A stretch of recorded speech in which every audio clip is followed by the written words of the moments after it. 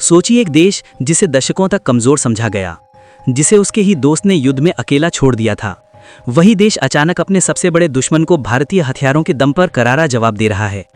6 दिसंबर 2025 को ठीक यही हुआ। अजरबैजान के राष्ट्रपति इल्हाम अलीयेव, जो पाकिस्तान के प्रधानमंत्री शहबाज शरीफ के करीबी माने जाते हैं, आज सबसे ज्यादा परेशान हैं। क्यों? क्योंकि उनकी आंखों के सामने उनकी अजेय सेना कमजोर पड़ रही है।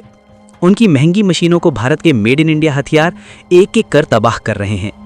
ये सिर्फ एक हमला नहीं दोस्तों, ये भारत की वैश्विक रक्षा निर्याता के रूप में दहाड़ है, जिसने तुर्की, पाकिस्तान और अजरबैजान के पूरे गठजोड़ को हिला कर रख दिया है। ये कहानी है पिनाका की सटीकता और भारत की बढ़ती सामरिक ताकत की। T-72B3 टैंक कैसे राख बना। ये घटना सुबह 11 बजे की है, जब नागोर्नो काराबाख बॉर्डर का तनाव चरम पर था। अजरबैजान ने अपनी ताकत दिखाने के लिए जानबूझ के अपने उन्नति 72B3 मेन बैटल टैंक से आर्मेनिया के रिहायशी इलाकों पर गोले दागने शुरू कर दिए। ये खुली उकसावे की कार्रवाई थी, लेकिन इस बार आर्मेनियाई सेना तैयार थी। उनके पास था भारत का गेम चेंजर कॉम्बो, ब्रह्मास्त्र की आंखें, स्वाति रडार, स्वाति WLR। सबसे पहले काम किया भारत के स्वाति वेपन लोकेटिंग रडार ने। सोचिए, दुश्मन के टैंक से जैसे ही गोला निकला, स्वाति ने पलक झपकते ही उसकी लोकेशन, उसकी गति और उसके लॉन्च पॉइंट को ट्रैक कर लिया। ये वही स्वाति रडार है जिसे भारत ने कारगिल युद्ध के अनुभवों से विकसित किया, और आज ये दुनिया के सबसे भरोसेमंद रडार में गिना जाता है। इसने तुरंत पिनाका सिस्टम को अचूक डेटा दिया, जैसे किसी लेजर से निशाना साधा गया हो। पिनाका का विनाश, 12 रॉकेट का सेल्वो 44 सेकंड के भीतर। आर्मेनियाई कमांडर्स ने एक अंतिम चेतावनी दी। जब अजरबैजान नहीं रुका तो बटन दबाया गया। Pinaka multi barrel rocket launcher PNL सक्रिय हुआ और 40 किलोमीटर प्लस की रेंज तक मार करने वाले 12 रॉकेट का सेल्वो 44 सेकंड के भीतर दुश्मन की ओर दाग दिया गया। इन रॉकेटों में high explosive tandem charge warhead लगे थे।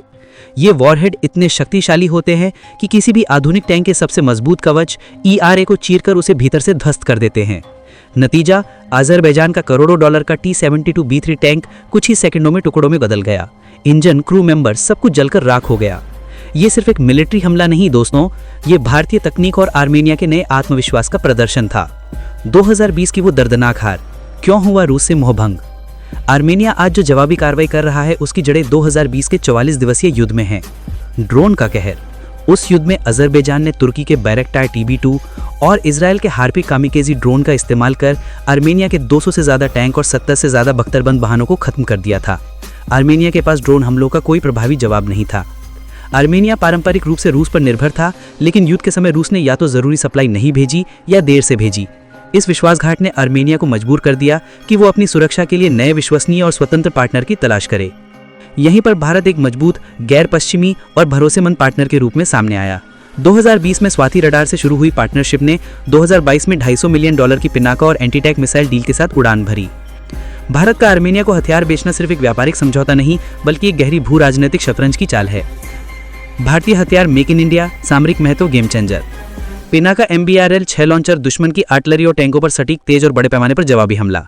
स्वाति रडार, दुश्मन के हमलों की आंखें बंद कर देना और आर्टिलरी को तुरंत ट्रैक करना। आकाश मिसाइल सिस्टम, तुर्की के TB2 और इजरायली ड्रोन के खिलाफ अभेद्य हवाई सुरक्षा कवच। ATAGS तोपे, लंबी दूरी की सटीक और शक्तिशाली गोलाबारी करने की क्षमता प्रदान करना। तुर्की की पैन तुर्की विस्तारवादी नीति भारत के लिए चिंता का विषय रही है। आर्मेनिया को मजबूत करके भारत ने उसे अपने पड़ोस में ही एक सामरिक प्रतिरोध प्रदान किया। पाकिस्तान और तुर्की द्वारा कश्मीर पर दिए गए विरोधी बयानों का भारत ने एक कूटनीतिक और सैन्य जवाब दिया है। भारत अपने निष्पक्ष रहने के बजाय अपने हितों की रक्षा के लिए सक्रिय रूप से क्षेत्रीय संतुलन को साध रहा है। 2025 के पिनाका स्ट्राइक ने अजरबैजान को यह बता दिया है कि युद्ध का खेल बदल चुका है। 2020 में उनके ड्रोन आर्मेनिया टैंकों को आसानी से खत्म कर रहे थे, अब भारतीय तकनीक ने उस श्रेष्ठता को चुनौती दी है। अजरबैजान की सेना अब इस मनोवैज्ञानिक डर में है कि अगली स्ट्राइक कहां से आएगी और उनका कौन सा महंगा उपकरण राख में बदल जाएगा। आर्मेनिया कमांडर्स ने खुले तौर पर मान लिया है कि भारतीय हथियारों ने उनकी सेना की रीढ़ की हड्डी को मजबूती दी है। दोस्तों, सबसे बड़ी डेवलपमेंट अभी बाकी है। नवंबर 2025 से भारत और आर्मेनिया के बीच $4 अरब, लगभग 33,000 करोड़ रुपए की एक ऐतिहासिक डील पर बातचीत चल रही है। ब्रह्मोस सुपरसोनिक मिसाइल, अगर ये डील होती है तो आर्मेनिया को अचूक प्रतिरोधक क्षमता मिलेगी। ब्रह्मोस की तेज गति और सटीकता अजरबैजान के भीतर महत्वपूर्ण सैन्य ठिकानों पर हमला करने की क्षमता देगी। ये अजरबैजान के लिए किसी भी हमले को आत्मघाती बना देगा। सुखोई 30 MKI भारत द्वारा उन्नत ये पड़ाकू जेट आर्मेनिया के पुराने पड़ चुके एयर फ्लीट को पूरी तरह बदल देगा, उसे हवाई श्रेष्ठता देगा और ड्रोन के खतरे का मुकाबला करने में सक्षम बनाएगा। यह सौदा दक्षिण काकेशस के सैन्य परिदृश्य को स्थायी रूप से बदल देगा और अजरबैजान के लिए मोर्चा संभालना लगभग असंभव हो जाएगा। दोस्तों, ये सिर्फ आर्मेनिया की जीत नहीं, ये भारतीय तकनीक और भारत के रक्षा निर्यात की जीत है। भारतीय हथियार अब दुनिया भर में महंगे विकल्पों के मुकाबले ज्यादा प्रभावी और विश्वसनीय साबित हो रहे हैं। पिनाका की सफलता ने भारत को क्षेत्रीय स्थिरता के एक महत्वपूर्ण स्तंभ के रूप में स्थापित कर दिया है।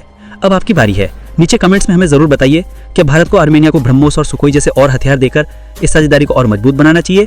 क्या ये क्षेत्रीय संतुलन बनाए रखने के लिए जरूरी है? वीडियो पसंद आया तो लाइक और शेयर करना बिल्कुल मत भूलना और ऐसे ही विस्फोटक खबरों के लिए चैनल को सब्सक्राइब करके बेल आइकन जरूर दबा लें। जय हिंद।